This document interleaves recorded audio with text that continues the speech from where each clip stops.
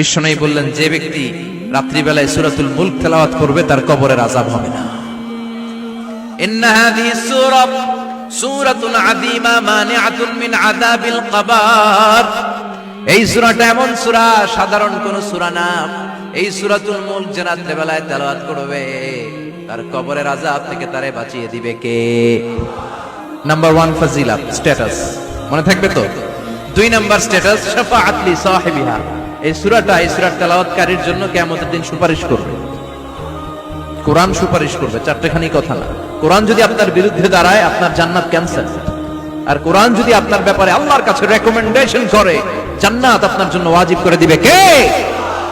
এজন্য বিশ্বনবী বললেন শাফাআত লি সাহিবিহা, কিয়ামতের দিন তেলাওয়াতকারীর জন্য আল্লাহর কাছে সুপারিশ করবে।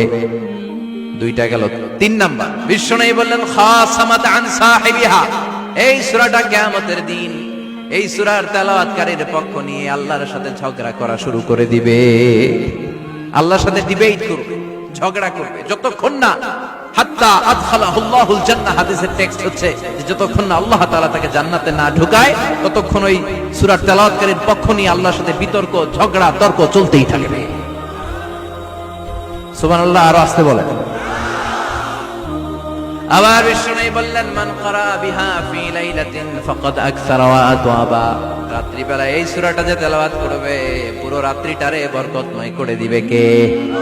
এজন্য বিশ্বনবী আবদার করে, আবেদন করে আমাদের কাছে বলে গিয়েছেন, আমি চাই আমার প্রতিটা উম্মতের হৃদয়ে এই সূরাটা গাঁথা থাক।